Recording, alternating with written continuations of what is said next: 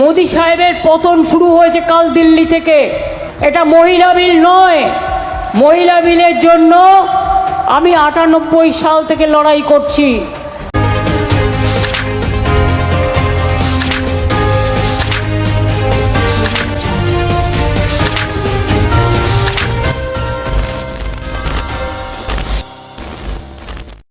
গদি মিডিয়াকে দিয়ে মিথ্যে কথা বলেছে।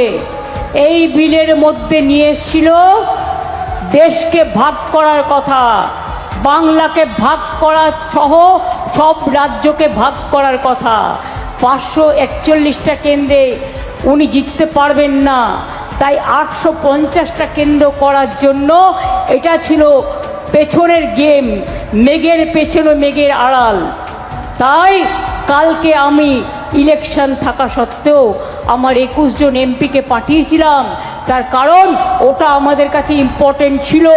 দেশ ভাগ করতে আমরা দেব না, এবং বঙ্গ ভাগ করতে আমরা দেব না, রাজ্য ভাগ করতে আমরা দেব না।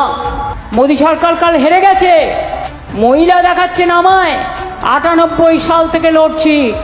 ৫০% রিজার্ভেশন আমরা পঞ্চায়েতে দিয়েছি, মহিলাদের ৫০% দিয়েছি মিউনিসিপ্যালিটিতে, আর আমাদের লোকসভায় ইলেকটেড মেম্বার 37%, আর রাজ্যসভায় যেটা দল মনোনয়ন দিয়ে নির্বাচিত করে 46%।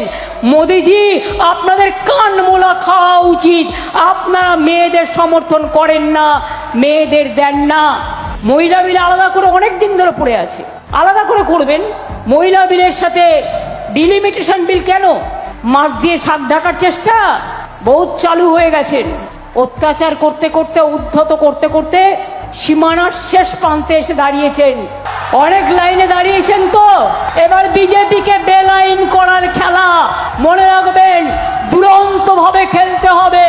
আর বাংলাকে ওরা যা অত্যাচার করছে, বাংলাকে টার্গেট করলে আমরা দিল্লি কাঁপিয়ে দিই।